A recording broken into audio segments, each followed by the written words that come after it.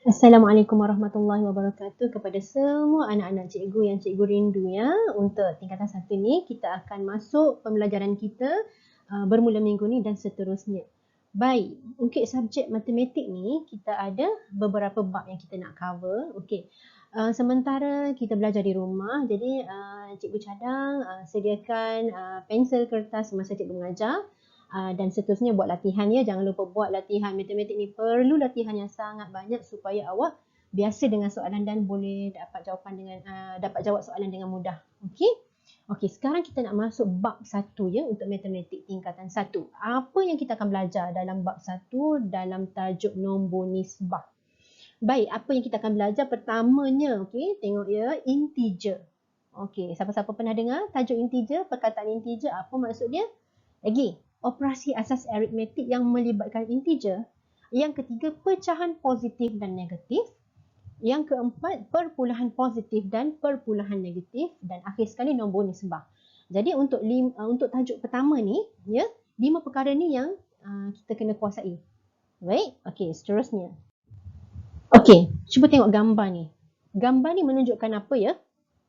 Okey, nampak macam satu tempat di sama ada di kutub utara ataupun kutub selatan. Betul? Jadi kita tengok sikit. Katanya, sidang puncak perubahan iklim dunia 2015 di Paris telah membincangkan isu pemanasan global.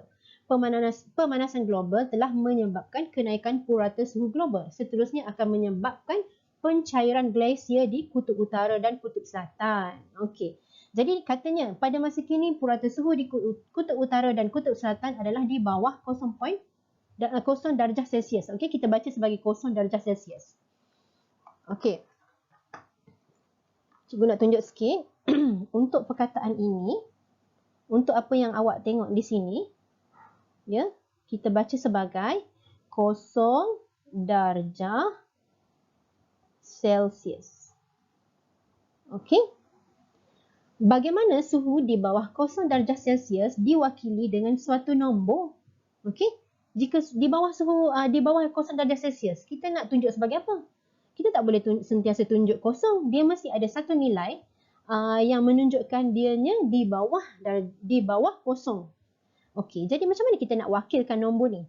Okey, bayangkan pada suatu hari jika suhu di kutub utara dan kutub selatan meningkat 0 darjah Celsius, 0 darjah Celsius, maafkan cikgu, ramalkan kesannya kepada bumi. Apa akan jadi? Okey, kalau suhu meningkat, semua glasier di kutub utara, kutub selatan ni akan menjadi cair.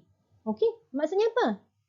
Akan berlaku banjir ya, akan berlaku banjir pada tempat-tempat kita yang di kawasan yang rendah ini. Baik, seterusnya. Okey, untuk tajuk ini antara istilah baru yang awak akan tahu ya. Pertama sekali iaitu hukum identiti, hukum identiti. Yang kedua, hukum kalis agihan. Yang ketiga, hukum kalis sekutuan. Yang keempat, hukum kalis tukar tertib. Yang kelima, integer, nombor nisbah, pecahan, perpuluhan dan sifar. Okey, boleh? Seterusnya. Okey, kita tengok sikit ya. Ni untuk, okey, cikgu nak kenalkan sikit. Bila awak buka buku, ya, bila buka buku, awak akan nampak satu ruang yang biasanya kotak begini. Okey, namanya standard pembelajaran. Apa maksud standard pembelajaran? Ini adalah objektif. Maksudnya apa? Bila kita belajar satu-satu perkara, kita mesti ada tujuan. Okay? Bila kita nak belajar, kita ada tujuan. Contohnya hari ini saya nak belajar mengenai nombor bulat. Jadi itulah objektif. Jadi bila awak buka buku teks, awak tengok kat sebelah kanan, dia ada tulis standard pembelajaran. Maksudnya inilah objektif yang awak kena kuasai, yang awak nak capai pada hari tersebut. Okay? Jadi kalau ikut zaman musim pandemik ni, memang kita akan belajar sendiri ya. Kita dilatih untuk belajar sendiri, menjadi seorang yang independen, seorang yang berdikari tanpa perlu guru sentiasa berada bersama kita. Jadi kita kena cuba belajar dan faham apa yang di label ataupun ditunjukkan di dalam buku itu. Barulah kita tahu ya. Kalau untuk yang kita nak belajar hari ini, okey, mulai hari ini cikgu harap bila cikgu sebut standard pembelajaran, awak tahu inilah objektif awak. Inilah apa yang awak nak capai. Baik. Okey. Yang pertama, kita nak mengenal nombor positif. Kita nak kenal nombor positif dan nombor negatif berdasarkan situasi sebenar. Okey, apa nombor negatif ni? Apa nombor positif? Okey, yang kita selalu belajar sebelum ni apa? Nombor. Kita bermula dengan kosong, ya. 1, 2, 3. Ini kita panggil apa? Macam tadi dia kata suhu di kutub utara bawah daripada kosong. Apa yang di bawah kosong tu? Hari inilah kita nak belajar.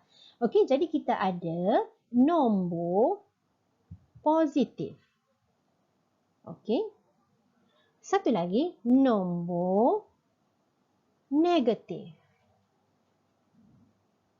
Okey, kita baca sikit cerita dia, ya. Okey, kita tengok dekat 1.1 integer. Integer ni apa pula, ya? Okey, kita tengok dulu dia punya penerangan. Apakah nombor positif dan nombor negatif? Okey. Dalam kehidupan seharian, kita sering kali bertemu dengan situasi yang melibatkan dua perubahan yang bertentangan seperti arah pergerakan ke kanan atau ke kiri. Menaik atau menurun. Okey. Lagi, nilai yang lebih atau kurang daripada sifar. Ni yang kita cerita pasal suhu tadi, ya. Dan nilai yang bertambah ataupun berkurang. Okey, contoh, ya. Contoh pertama, tengok di sini. Contoh pertama apa ni? Okey. Kita tengok ada macam lift, tingkat 1 bawah tanah, tingkat bawah, tingkat 1, tingkat 2. Okey, yang arah warna hijau ni dia naik ke atas. Yang arah turun ni warna merah dia turun ke bawah. Okey, kita tengok sikit penerangan dia.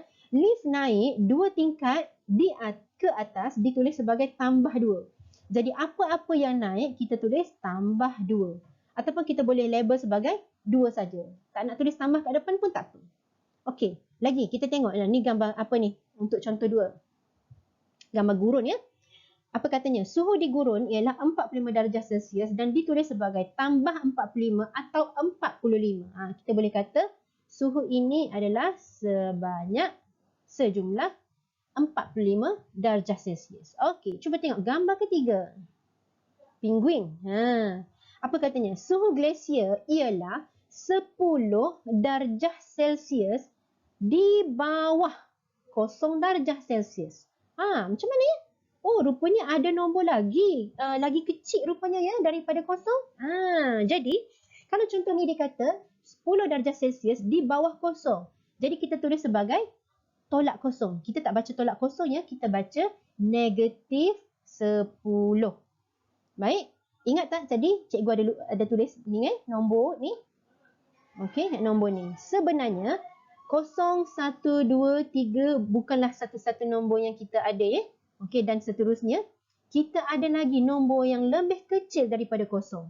Okey, dia seperti mana 0, kemudian 1, 2, 3. Seperti itu juga untuk nilai yang sebelah kiri. Okey, nilai sebelah kiri dia ada apa? Cikgu tulis sekali lagi, ya. Dia bermula 0, lepas tu cikgu buat warna biru, ya. Cikgu buat warna biru, seterusnya ada nombor 1, ada nombor 2, ada nombor 3. Okey? Ini ke kanan. Okey? Maksudnya kita ke kanan, nombor itu lebih besar. Betul? 0 lebih kecil daripada 1. 1 lebih besar daripada 0? Ya. Okey, cuba tengok 2. Adakah 2 lebih besar daripada 1? Ya.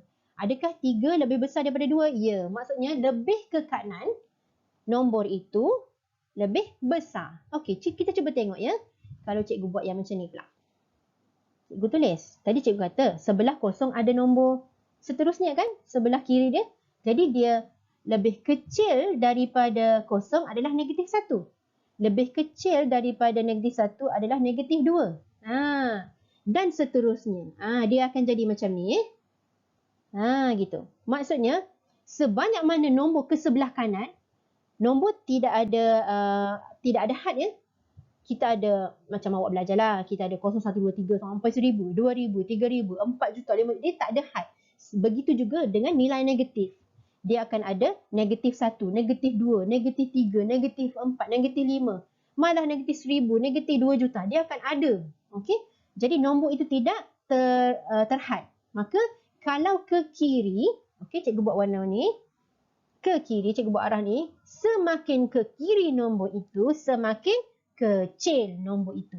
Okey? Cikgu tanya, ya. Kalaulah Cikgu kata, adakah negatif 4 lebih kecil daripada kosong? Ya atau tidak? Ya kan? Sebab dia lebih kecil. Dia semakin ke kiri, semakin kecil. Walaupun kosong kita rasa kecil. Okey, tapi negatif 4 lagi kecil daripada kosong. Faham? Boleh faham tak? Okey. Jadi, cara pembacaan. Okey, kita tengok kat sini. Nombor yang ditulis sebagai tanda tambah atau tanpa tanda, misalnya tambah 2, tambah 45 atau 2, dikenali sebagai nombor positif. Maksudnya di sini yang cikgu buat, yang ke arah kanan ini adalah namanya nombor positif. Okey, lagi dikata apa? Nombor yang ditulis dengan tanda tolak ataupun kita panggil negatif, misalnya negatif 1, negatif 10, dikenali sebagai nombor negatif. Oh, baru saya tahu ya. Okey, sekarang nombor ke kiri. Ke kiri daripada kosong ini namanya negatif. Nombor negatif. Okey, boleh faham setakat ni? Okey, boleh ya? Okey, cuba tengok sikit ni. Ada gambar apa ni? Okey, cikgu pun tak pasti. Mungkin ayam? Okey, ayam ni kata apa?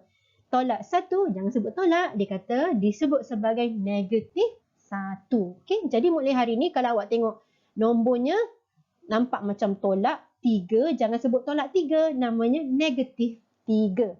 Kalau dia buat macam ni, tolak 1000, tolak 100, maksudnya negatif 100. Boleh? Okey.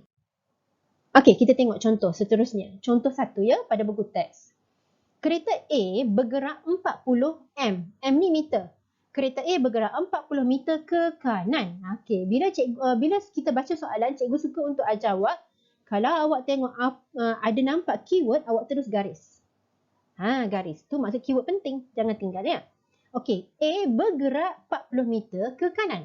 Manakala kereta B bergerak 50 meter ke kiri. Nampak tak gambar ni kereta A? Okey, dia bergerak ke kanan. Kereta B, dia bergerak ke mana? Ke kiri. Okey. Wakilkan pergerakan kereta A dan kereta B dengan nombor positif atau nombor negatif. Okey, tadi ingat cikgu kata kalau ke kanan mesti positif, kalau ke kiri mesti negatif. Jadi kita buat macam mana? A diwakili dengan, okey, kita tengok apa keyword dia. 40 meter ke kanan. Jadi kita tulis tambah 40 meter. Begitu. Boleh? Okey, macam mana pula dengan B? B dia bergerak ke kiri. Jadi cikgu cakap tadi kalau ke kiri namanya negatif. Negatif berapa? Tengok dekat soalan. Negatif bergerak 50 ke kiri. Jadi negatif 50. Okey. Okey, boleh faham perwakilan tu? Okey, kita tengok sikit. Dia kata, bijak fikir, bolehkah pergerakan ke kiri diwakili dengan nombor positif? Manakala pergerakan ke kanan diwakili dengan nombor negatif? Boleh tak? Okey, cuba fikir. Okey. Nanti kalau ada apa-apa soalan nak tanya, boleh direct tanya cikgu ya. Boleh PM cikgu. Okey. Okey, kita tengok sikit. Latih diri 1.1A. Okey, siapa nak cuba dulu? Okey. Cikgu bagi masa. Okey, 10 saat. Okey, cuba tengok ya. Dia kata apa? Bagi setiap situasi yang berikut, wakilkan dua perubahan yang bertentangan dengan nombor positif dengan nombor negatif. Okey, awak bayangkan macam ni. Dia tak semestinya ke kanan je positif. Kalau ke atas, ke bawah, awak ingat yang lift tadi. Naik ke atas, semakin tinggi positif. Kalau turun, negatif. Okey, boleh? Okey, kita cuba ya. Okey, sekarang kita tengok gambar ni. Dia kata, dia nampak macam ada kapal terbang kat atas ni, dekat awan ya. Pasal dia bagi keyword ada 1000 meter. Apa maksud 1000 meter tu? Kan soalan dia kata wakilkan dua perubahan yang bertentangan. Jadi kalau yang ke atas, mungkin kita boleh tulis macam ni. Ke atas. Okey. Kita boleh wakilkan sebagai apa? Ingat cikgu cakap tadi, ke atas, ke kanan dia mesti sama. Jadi kita tulis tambah. Tambah apa? 1000. Boleh? Okey. Tulis dia punya unit. Meter. Okey, kalau ke bawah pula. Ke bawah. Okey. Agak-agak berapa? Dia tulis 250. Tapi dia ke bawah. Jadi kita mesti tulis negatif. Boleh? Okey, kita tengok lagi. Contoh B. Contoh B. keuntungan 2,000, kerugian 500. Okey. Kalau ke kanan tu nombor lebih banyak. Maksudnya kalau kita tafsir dalam erti kata kita meniaga, kalau kita cikgu meniaga, cikgu jual karipap contohnya. Cikgu dapat untung sampai 2,000. Adakah nilai itu kita boleh wakilkan sebagai negatif sedangkan cikgu dapat untung? Okey. Jadi, kalau satu lagi istilah yang awak boleh tahu, kalau kita untung, kita pun boleh wakilkan sebagai tambah. Kita boleh kata positif 2,000. Boleh? Kalau rugi, rugi ni maksudnya rugilah. Maksudnya cikgu meniaga karipap, modal cikgu 1,000 tapi cikgu rugi 500. Jadi cikgu akan kehilangan duit tu. Jadi kita pun labelkan sebagai tolak 500. Boleh? Okey, cikgu harap faham ya untuk objektif yang ini.